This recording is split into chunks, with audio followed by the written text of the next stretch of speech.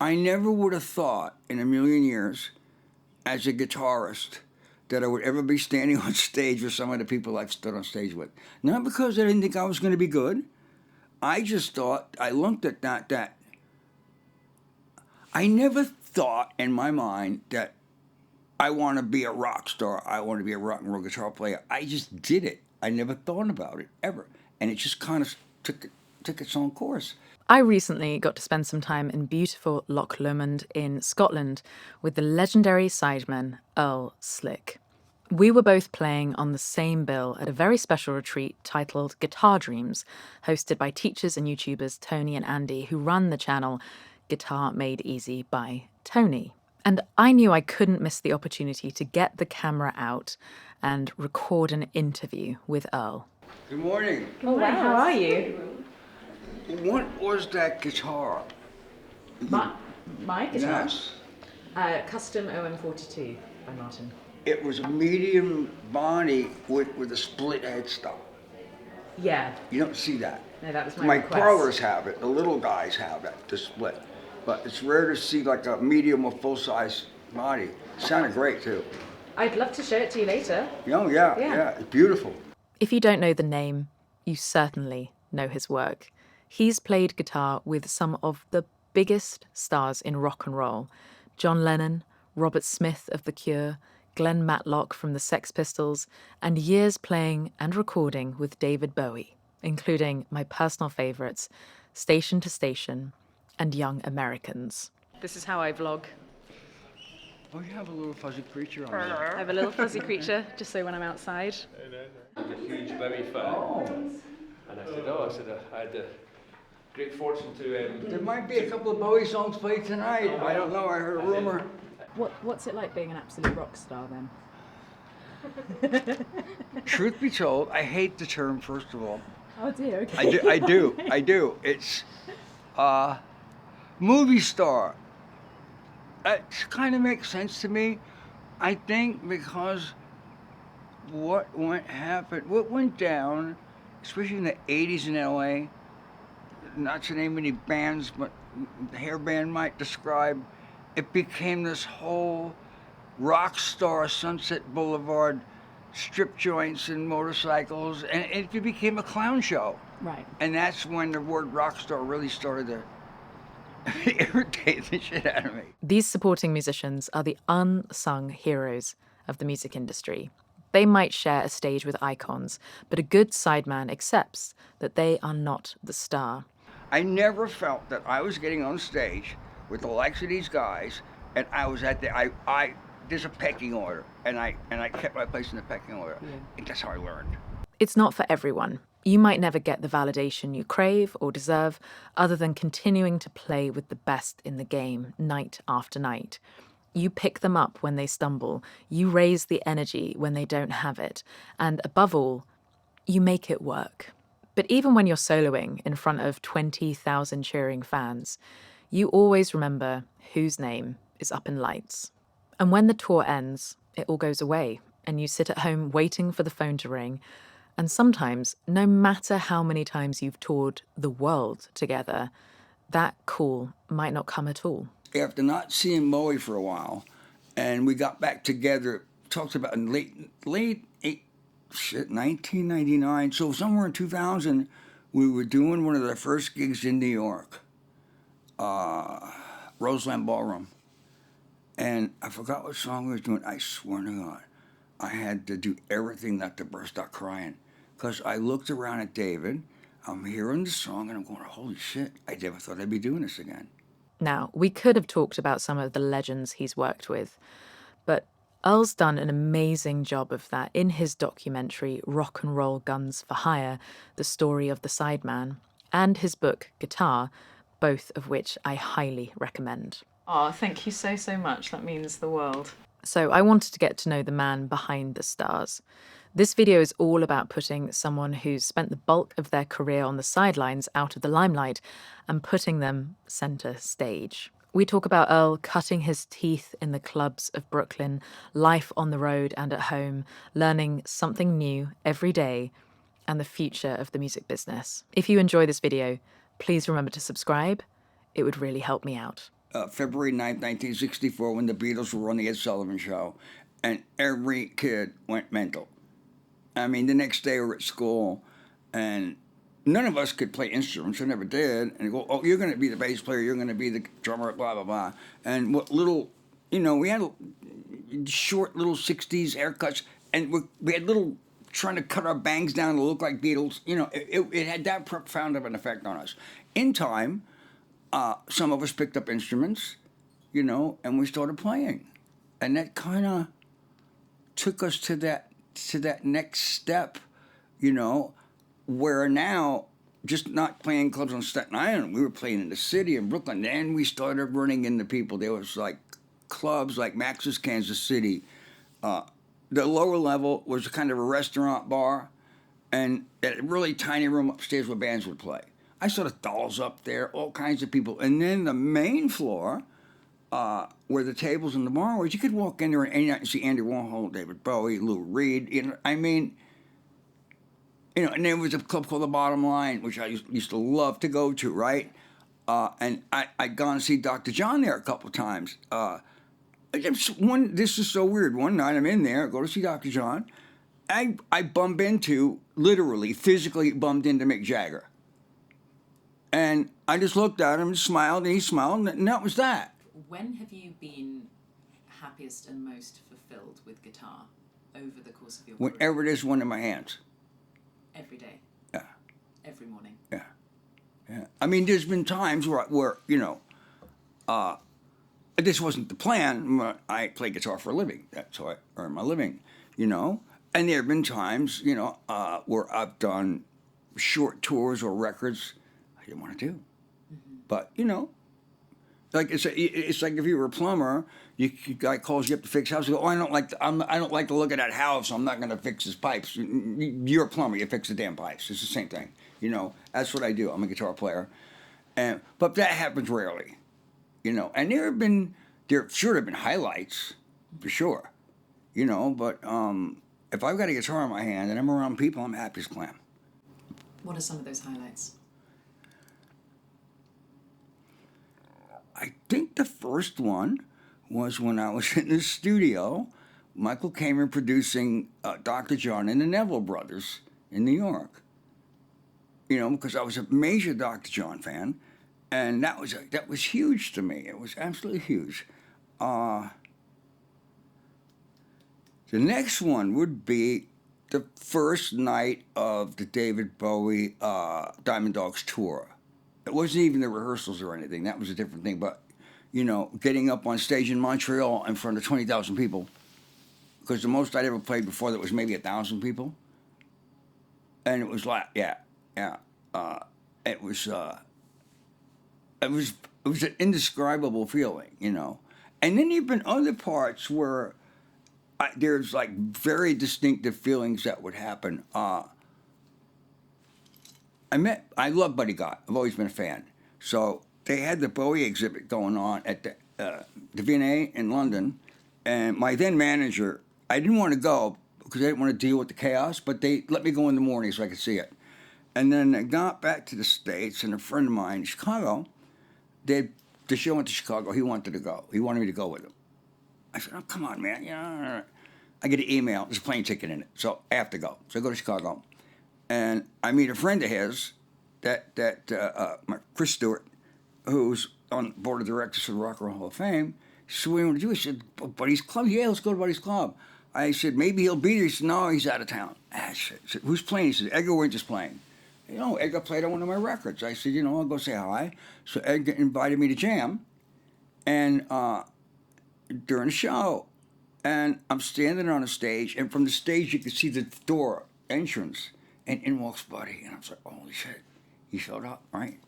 So Chris, and this is not usually my Chris introduced me. So I meet with Buddy. He said something that is so irreverently but funny at the same time, right? He loved how I played. And he said, from now on, anytime you want, and I'm playing, you just jump on stage. I was blown away, right? A month later, he used to do, and he still does, he does a residency at his club in Chicago in January. And I met him in December. So I showed up in January. I played. The first night that I sat in with him, I went back to my buddy's place. He had a place on Lakeshore Drive, looking in Chicago, looking over Lake Michigan. It's like 1 in the morning, and 20 degrees below zero. I'm bundling up. He goes, "Where are you going?" I go, "I have to go for a walk." My brain got so exploded and wired by being on stage with Buddy Guy, because I looked at that, because I love blues, and I looked at, this is an original dude. He thinks I'm good enough to be on stage, and that's all I kept thinking. I'm actually good. Was invited by a guy. He thinks I'm that good to be up there, and I had to walk it off. It's out there, and I mean, for like an hour or 2 hours, walking it off. That was probably the highlight that I've had in a long time. Was like this out of body experience that I thought you were gonna mention as well is when you played with Harrison, Clapton, Ringo. Oh my God, that was fucking crazy. Stage. Sort of like See, so much has happened. I mean, I look at myself and I go, dude, how the hell have you been doing what you're doing for half a century? 85 or so. I was in between things. I wasn't kind of doing anything, and I drive my wife crazy. She goes, "Look, just go to NAMM. Get out of here. Go to NAMM." So I went to NAMM, and I ran into Stray Cats tour manager, and he comes over. He goes, "I got Slim Jim and Lee Rocker here, and Stray Cats broke up, and they're looking for a guitar player." I thought, it's kind of out of the box, you know, and so we ended up putting the band together. It worked. We put out a record. We had a hit. And because of their association with the rockabilly world with Carl Perkins, HBO did a Carl Perkins and Friends special. It's kind of cool when they actually do one of those before you die. Like he was still alive when it was a tribute show, but he was alive. That was nice of them. Usually you're a lot cooler after you're dead in this business, but we did this thing with Carl. So anybody that was associated somehow with Carl was invited, which would have been Lee Rocker and Slim Jim Phantom for the Stray Cats because they'd worked with him, right? And Dave Edmunds was there, also rockabilly in that group. Also George Harrison, Ringo, Eric Clapton, Roseanne Cash. Terry O'Neill was taking all the photographs, and I was there because I was in the band with those guys. And we're at this crappy little rehearsal. We rehearsed for about 4 or 5 days. It was an HBO thing. It was a big production, right? But we were in this little rehearsal joint in London, and real crappy weather. It was great. So I'm standing at rehearsal, and out of nowhere, I don't even know where this came from. I just kind of looked around, and I'm going, "Did you say Eric Clapton? That's George Harrison. That's Ringo. This is Carl Perkins." And I had this weird, like, did somebody just drop me out of a spaceship? These are the guys that I watched when I was a kid, and I'm on stage with them. It was the gig itself wasn't mind-blowing. It was being on the rehearsal thing in literally 3 feet from all these guys and being treated like I was one of them. Well, because you are one of them. But I never looked at it like that, and I still don't. I still look at those guys as the respect of the men that came before me that opened up the door for me to do this. Yeah. I still do, you know. Even with David, after spending 40-something years with him, sure, we could sit here like buddies like you would, and all that. But when it came to work, I knew what he needed, I knew what he wanted, and I did what needed to be done without having to be told. So that respect part was still there, but we could still be here and goof on each other and do stupid shit that guys do. But it was when work time came, I knew my role, and that's what I did. Money, fame, anything like that. It was, here I am with my peers doing what I love to do. Who's better than that? For that lousy 2 hours on that stage, the entire world just disappears. There's nothing there. Nothing but me. And whatever's close proximity, my band, audience. You go into this, like, bubble thing. It's amazing. Which is why when you go home, you end up so neurotic. I'm really not good at them. thank God my dog is there. He keeps me grounded. Every day I need to learn a sound, a lick, or something that I didn't know yesterday. I've just when I stopped by before we came. There's this Jeff Beck's first record, Truth. Geez, he does a solo on this one song. I've been trying to get it in my head to understand exactly his phrasing since 1969, and I still can't figure it the fuck out. I listen to it, and I hear it. I know what the sound is. You know what I mean? And I think I might have learned a little something, but every day I like to learn something about something, whether it's about, it usually has to do, like even with my amps, I learn new ways to use them or how to do things with my guitar. I always like doing that stuff. But even just learning new stuff about anything, it's every day I like to learn something. Now, when you're first starting off, it's a lot different. It's not, like, so you're 17 years old or 18 years old, you got your band. You play anywhere for $5. Why? You need to learn how to play in front of people. So it's basically your training ground, right? But then you get successful.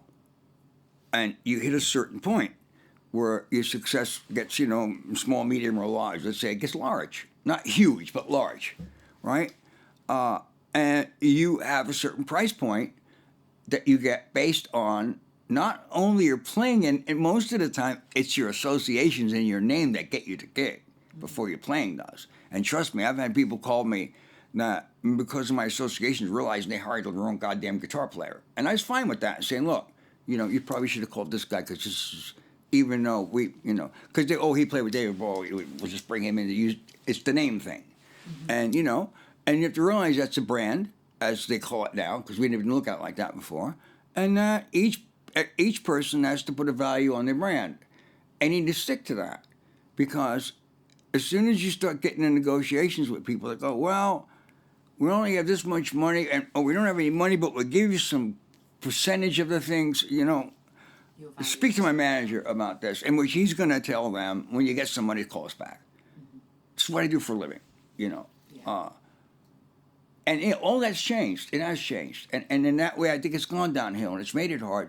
To me, and I hate the word rock star, but the new rock star are the YouTubers. I mean, it may sound real crazy. It's got nothing to do with music or playing Madison Square Garden or filling up Wembley, but the internet, a lot of them have charisma. They got good shows. They're celebrities. They're becoming celebrities now. There's some really good ones on there. A lot of junk, but that's nothing new. There was always a lot of junk. Yeah. Even in the music industry. Of course there was. When I first started out, 90% of the guys in the neighborhood sucked. The other 10% of us managed to get jobs. Exactly. Exactly. And I was just lucky to be in the right place at the right time and have my shit together enough to get hired. But there's some YouTubers that I've been following for like a while. And one guy I've been following forever. He's not even 30 years old, and he's got like amazing amount of followers. But I love his shows, and he hasn't gotten lazy. You know what I mean? He's still. He must have a whole team of research guys because he's so well spoken, and so I guess at this point they do research and he does the show, different subjects. It's great. I love him. And then there's some nonsense on there as well that's not worth watching. Always. A lot, actually. Yeah. So it's like as anything else, even with the music.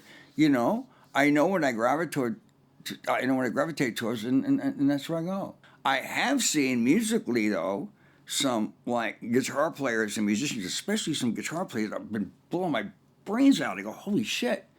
But then I look at them and I go, that person is great, but that person will never be able to play in a band. No.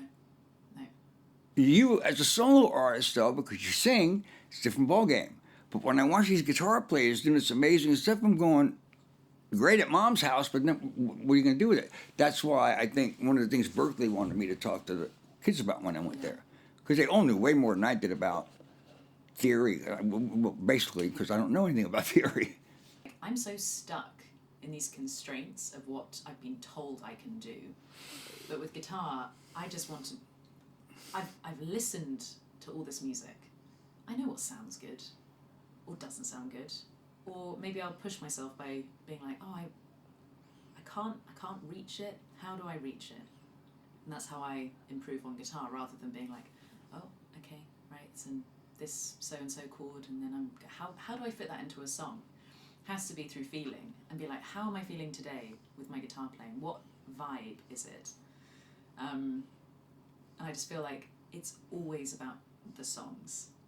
Yeah, it's at the end of the day. It is about the songs, and I learned. Look, especially for an electric guitar player, when you first start, you're a sponge of licks, and all the licks want to come out at the same time when you do a gig. You know what I mean? Everywhere while the singer's singing, just licks all over the place. Eventually, you go, oh, wait a minute, and you start and I learned this especially when I started doing some recording sessions with Michael Kamen, is playing for the song, right? Even though if you listen to the David Live at the Tower Theater record, I am kind of playing for the song, but I'm playing a lot. Yeah. And I listen to myself going, where did those notes come? I was only 22 years old, but then I learned you play for the song, and there are constraints that we get stuck with too in this business about your role. How far do you go? What do you do? Are you supposed to like this because everybody else like this? Are you supposed to get that guitar because that guy's got that guitar? Mm-hmm. If you get that guy's rig, are you going to sound like him? No. Now, you can have a hero or somebody you love, and you might emulate the way they dress or a bit how they play, but you got to keep in mind that you don't want to lose yourself in that. My guitar playing is basically a conglomeration of every guitar player I've ever loved in my life, all the way from Jimmy Reed, Jerry Reed, Mississippi Fred McDowell, Robert Johnson, Keith Richards, Jeff Beck, Muddy Waters, Buddy Guy. You hear it. And I'll go through phases where I go, Jesus, everything sounds like Keith this week. Or, then the next week it says everything sounds like Delta Blues this week. And it's never thought through. Mm-hmm. It's all moods, Mm-hmm. It's all how... You wake up in the morning, you're not in the same mood every day, you know what I mean? Every day hits you different, so it's the same thing with the music. Yeah. Which I love about it. The thing I love and hate about the music business is I love that you don't know what's going to happen next, mm-hmm. and sometimes I hate that you don't know what's going to happen next. Exactly. But I would rather not know. I mean, if somebody told me now, and I know some people that will not function. This is what they were taught.